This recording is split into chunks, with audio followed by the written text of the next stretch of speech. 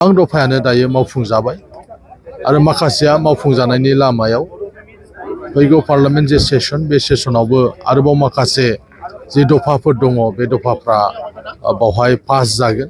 दा बेबायदि नायोब्ला बिटिआर गोरोबथानि जे गाहाय गाहाय जे दफाफोर दङमोन बे गाहाय दफाफ्रा मावफुंजागासिनो दङ।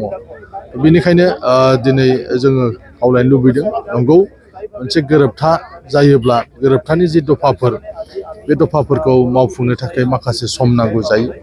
थिग बेबायदिनो बे 5 बोसोराव बिटिआर गोरोबथानि गोबां दफाया मावफुंजाबाय आरो माखासे दफाफ्रा मावफुंजानायनि लामायाव बिटिआर गोरोबथानि दिनै 5 बोसोर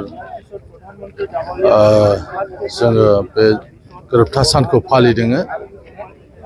दिनै फुंनि हाबाफारि बायदियै बावहाय बाइक रेलि गोजोन आरो दावगानायनि मुङाव बाइक रेलि खालामनाय जादों।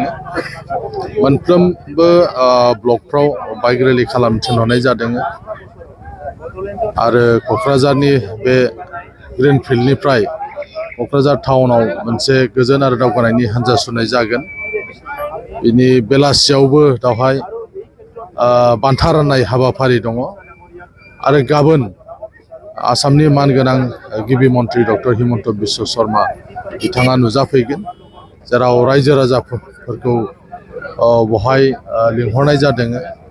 जे गोरोबथानि जि दफाफोर बे दफाफ्रा नोंथांमोनाबो मिथिगौ जे गोबां दफायानो दायो मावफुंजाबाय आरो माखासेया मावफुंजानायनि लामायाव फैगौ पार्लामेन्ट जे सेसन बे सेसनावबो आरोबाव माखासे जि दफाफोर दङ बे दफाफ्रा बावहाय पास जागोन। दा बेबायदि नायोब्ला बिटिआर गोरोबथानि जे गाहाय गाहाय जि दफाफोर दङमोन बे गाहाय दफाफ्रा मावफुंजागासिनो दङ। बेनिखायनो दिनै जोङो खावलायनो लुबैदों नंगौ मोनसे गोरोबथा जायोब्ला गोरोबथानि जि दफाफोर बे दफाफोरखौ मावफुंनो थाखाय माखासे सम नांगौ जायो। थिग बेबायदिनो बे 5 बोसोराव बिटिआर गोरोबथानि गोबां दफाया मावफुंजाबाय आरो माखासे दफाफ्रा मावफुंजानायनि लामायाव जों मिजिंथियो जे बिटिआर दफानि गासैबो दफाफ्रानो मावफुंजागोन। मोनसेबो दफा बेबायदि थालांनाय नङा जायखौ सरकारजों सावरायबाय थानानै बे दफाफोरखौ मावफुंनायनि थाखाय हाबाफारिफोर लागासिनो दं। गोबां दफायानो दायो मावफुंजाबाय आरो माखासेया मावफुंजानायनि लामायाव फैगौ पार्लामेन्ट जे सेसन बे सेसनावबो आरोबाव माखासे जि दफाफोर दङ बे दफाफ्रा बावहाय पास जागोन। दा बेबायदि नायोब्ला बिटिआर गोरोबथानि जे गाहाय गाहाय जि दफाफोर दङमोन बे गाहाय दफाफ्रा मावफुंजागासिनो दङ। बेनिखायनो दिनै जोङो खावलायनो लुबैदों नंगौ मोनसे गोरोबथा जायोब्ला गोरोबथानि जि दफाफोर बे दफाफोरखौ मावफुंनो थाखाय माखासे सम नांगौ जायो। थिग बेबायदिनो बे 5 बोसोराव बिटिआर गोरोबथानि गोबां दफाया मावफुंजाबाय आरो माखासे दफाफ्रा मावफुंजानायनि लामायाव बिटिआर गोरोबथानि दिनै 5 बोसोर जोङो बे गोरोबथा सानखौ फालिदों। दिनै फुंनि हाबाफारि बायदियै बावहाय बाइक रेलि गोजोन आरो दावगानायनि मुङाव बाइक रेलि खालामनाय जादों।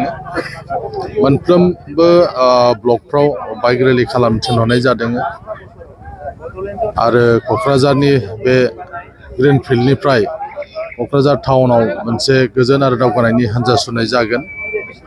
बिनि बेलासियावबो बेवहाय बान्था राननाय हाबाफारि दङ आरो गाबोन आसामनि मानगोनां गिबि मन्थ्रि डक्टर हिमन्त बिश्व शर्मा बिथाङा नुजाफैगोन, जेराव रायजो राजाफोरखौ बहाय लिंहरनाय जादों। जे गोरोबथानि जि दफाफोर बे दफाफ्रा नोंथांमोनाबो मिथिगौ जे गोबां दफायानो दायो मावफुंजाबाय आरो माखासेया मावफुंजानायनि लामायाव फैगौ पार्लामेन्ट जे सेसन बे सेसनावबो आरोबाव माखासे जि दफाफोर दङ बे दफाफ्रा बावहाय पास जागोन।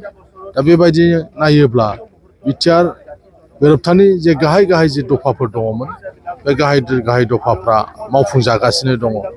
बेनिखायनो दिनै जोङो खावलायनो लुबैदों नंगौ मोनसे गोरोबथा जायोब्ला गोरोबथानि जि दफाफोर बे दफाफोरखौ मावफुंनो थाखाय माखासे सम नांगौ जायो।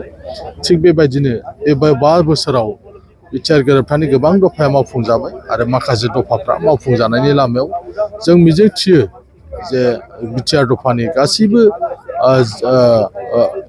दफाफ्रानो मावफुंजागोन मोनसेबो दफा बेबायदि थालांनाय नङा जायखौ सरकारजों सावरायबाय थानानै बे दफाफोरखौ मावफुंनायनि थाखाय हाबाफारिफोर लागासिनो दं